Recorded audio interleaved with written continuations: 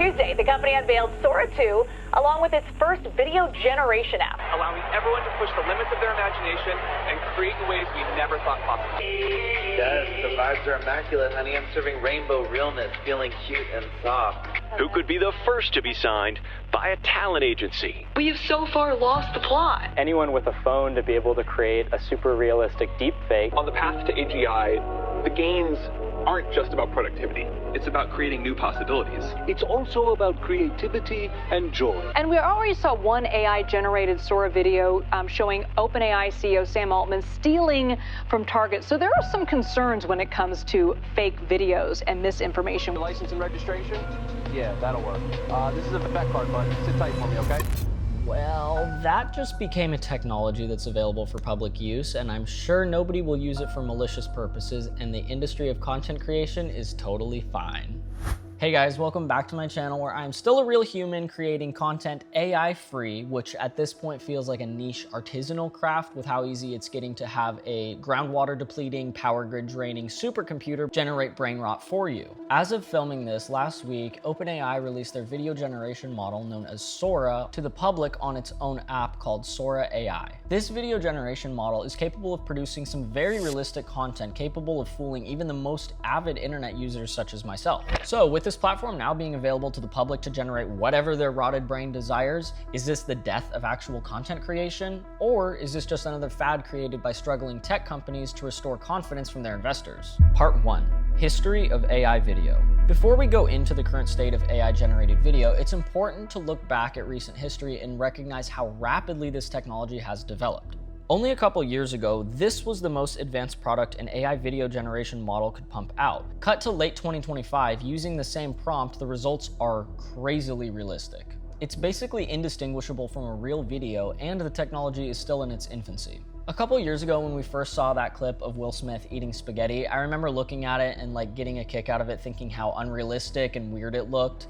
It looked like somebody tried to animate one of their dreams, complete with the misshapen faces and the wonky physics. But I don't think many people realize that was akin to a warning shot in the coming battle for online visibility. It was merely a test to see what was possible at the time before billions and billions have been poured into research and development of these AI video generation models. Every day since then, Silicon Valley has worked tirelessly to develop these models to the point where now you can generate physically accurate, photorealistic videos with just a couple clicks on a keyboard. Part 2. Tool or cheat code. One of the dumbest takes I keep hearing on this topic is, "It's just a tool, bro," or "it levels the playing field." This is just about the most retarded take I can think of on the topic because it completely misunderstands what content creation is and what it means to be a content creator. It puts generating AI slop on the same level as pouring your heart into something and being a video creator. When you're creating videos, you have to have an idea, write out some kind of a script, or at least mentally plan out what you want to film, gather people sometimes, execute it, and then edit. And that's a lot of work that goes into creating something.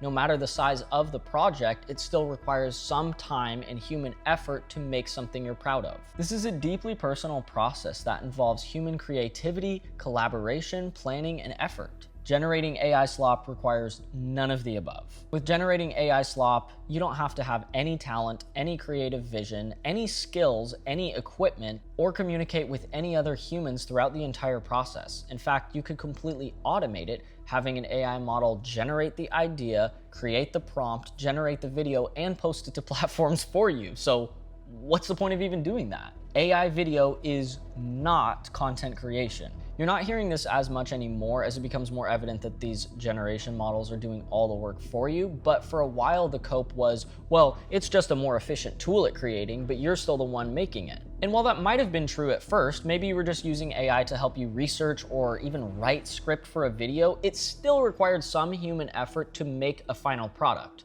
Now, there's none of that. It can be completely hands-off, human-free. Saying that using AI to generate a video makes you a video creator is like saying purchasing a Delta Airlines ticket makes you a pilot. Well, you were in the plane, so you're basically the pilot. When in reality, we know that's far from the case. It doesn't matter how good or bad of a pilot you would be. The fact is, you're not the one flying. You're just sitting there letting somebody else do all the work of safely getting you to your destination. The same thing rings true with AI video generation. It doesn't matter if you're a brilliant creative or just a brain-rotted internet consumer. AI is doing all the work for you. It is completely void of any human creativity or effort. Anyone who says otherwise is either being intentionally dishonest for selfish purposes, or they have a fundamental misunderstanding of what it means to create art. Part 3, but AI helps the little guy. I'm so sick of the idea that AI somehow levels the playing field for small creators, or people who don't have the right equipment or skills to make the type of videos that they think of.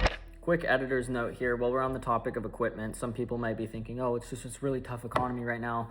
Maybe it's easier for people and cheaper to just get their ideas out into the world by using AI. Everyone has a smartphone now. The smartphones, the worst smartphone that you could possibly have is way better than the cameras I started out with. My very first YouTube camera, I exchanged for picking up neighbors' dog poop. They had a camera that they didn't even know if it worked. And instead of taking pay, I was like, hey, can I have that? And they said yes, and I filmed like my first 10 YouTube videos with that. And like 15 years later now, it teaches me the value of the equipment that I have because I've had to work for it so much along the way and slowly upgrade this gear over time. I appreciate it a lot more than if I would have just started out being able to type something into a computer and get a super professional looking result. That doesn't teach you anything, and it doesn't make you a responsible creator. On the internet now, there's this expectation of everyone's content to look super professional, but that's just not possible for everyone. And that's driving more people to look towards AI as the solution to posting more professional looking content. Now let me hold your hand when I say this. If you can't make good looking content, tough shit.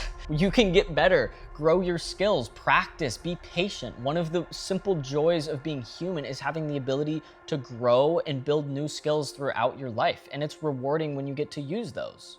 There's nothing rewarding about telling a computer to create something for you. Even if you had the idea, you're not involved in the process whatsoever. It's just a computer's interpretation of whatever you typed into it. I make content on multiple different platforms, and no matter how well or bad the videos perform, I know I can be proud of what I've made because I'm using my skills, the equipment that I've slowly upgraded over the years, my writing and editing abilities to create something that I'm proud of. Like over the last decade of content creation, I constantly look back and I'm really impressed with, especially the stuff I was making in like my early teenage years. I look back at that and I'm like, dang, I'm proud of myself. That was something that I remember putting a lot of time into editing, and it looks good. And I can look back on it years later and be proud of it.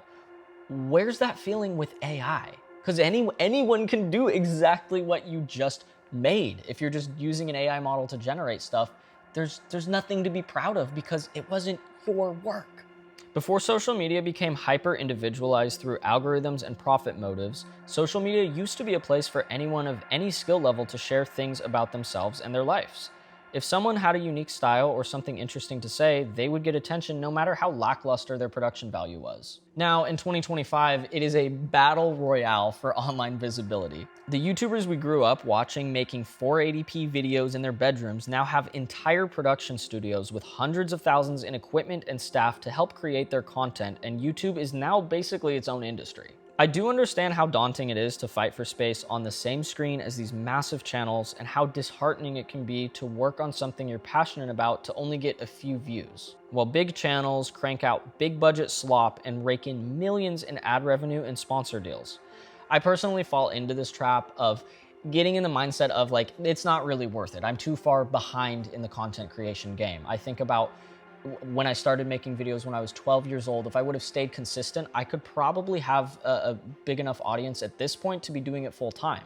But that's not really how creativity works. I'm not a computer you can just tell to make a funny or interesting video and crank it out without breaking a sweat. That's not artistry, that's industry. And that feels like a lot of what online video content is now. And that's why you see now a lot of big channels producing shiny garbage that lacks substance and is void of any meaning, just produced to entertain an ever more nihilistic and numb internet audience. With AI now becoming an easy way to generate content that's only a little more void of meaning, it's an easy switch for people who've sold out and lost their creativity a long time ago. So no, AI is not a tool. it is a completely separate entity that is draining you of your unique voice and creative ability. Part 4, the problems with AI video. This is a huge topic that could easily take up an entire video on its own, but I do think it's worth mentioning while we're talking about some of the shitty things about generative AI, because it's worth mentioning the environmental and financial and societal impacts of video generation specifically. So the energy required to power the data centers that are responsible for generating AI video content is massive, like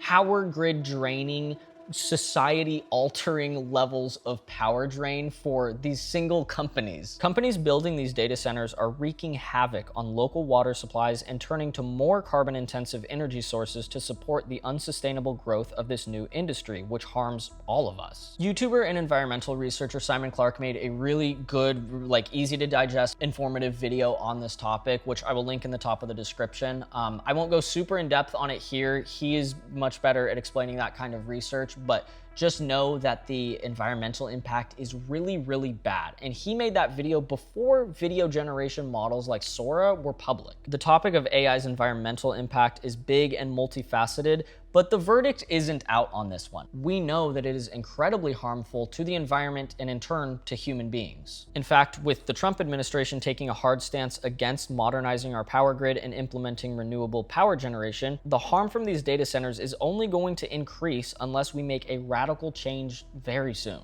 But why should you care? It's not like global climate disaster is ever gonna negatively affect you God-fearing, red-blooded, patriotic Americans, right?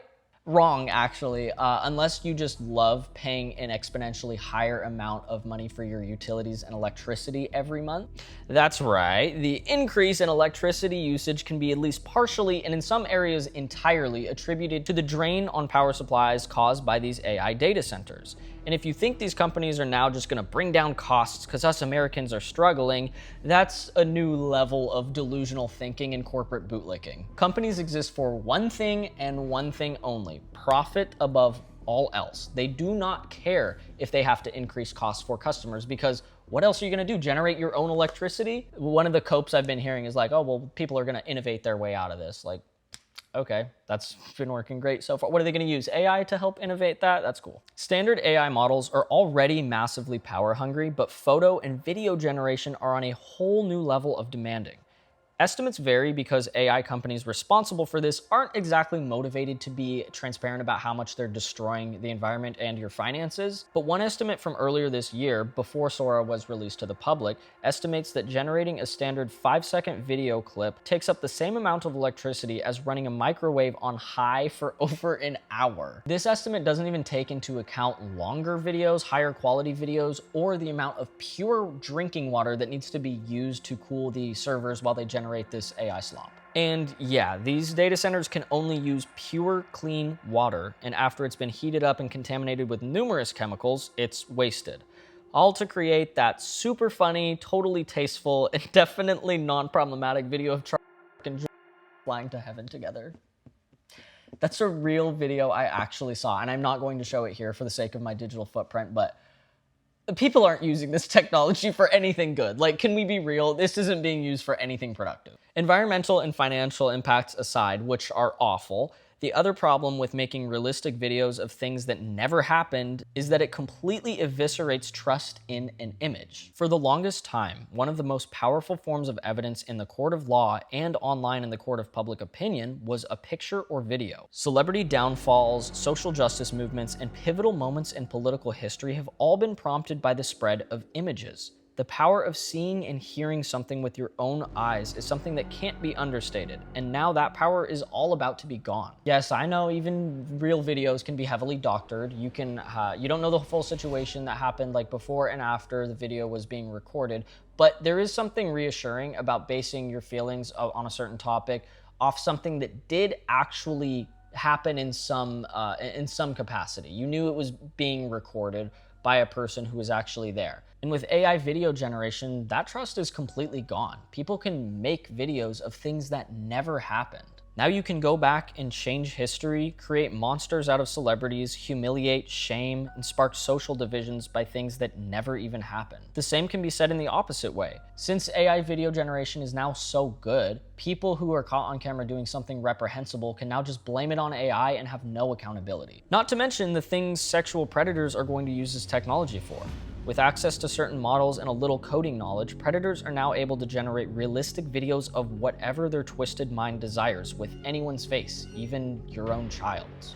So, I know this all sounds very scary and depressing, but where do we go from here? Part 5. Where do creators go from here? So, what is all this for?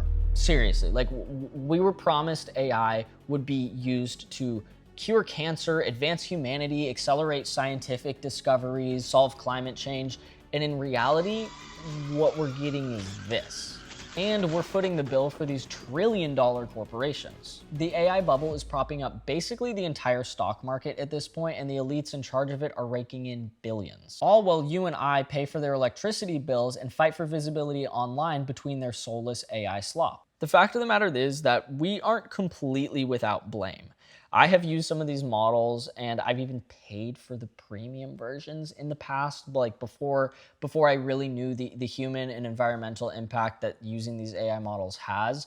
But the fact is we're accepting. We're accepting it to some extent. No matter what you do, at some point throughout your day, you're probably interacting with AI. Whether you have a choice in that may not be up to you, but we have to accept it to a certain degree for them to continue pushing it on us. For a long time, I drank the same Kool-Aid that many Americans are still guzzling, that this technology is magic, it's revolutionary and world-changing, and we're just on the verge of artificial general intelligence. We just need $10 billion more to continue training, please.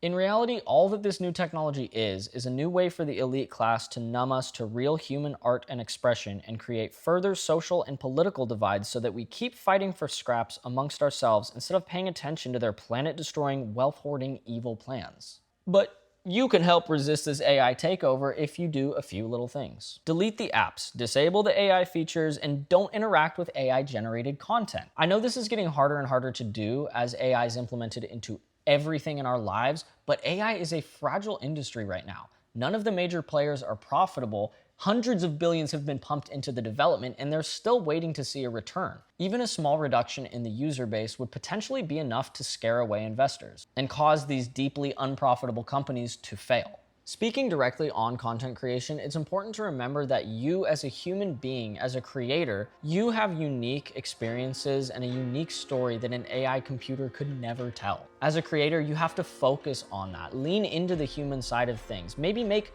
less content. Maybe just make stuff that's more personal and more exciting to you. Make things that focus on the experience of you as a person and the people around you. No amount of AI slop can ever take those experiences away from you, but it can make it harder to be visible online. So support small creators, join online or in-person networks of creative humans, and use your gifts to inspire others. There's a growing list of ways to thwart the growth of generative AI, but you don't even have to get into all that. Just being a real human online, not giving AI the time of day, is enough for most people.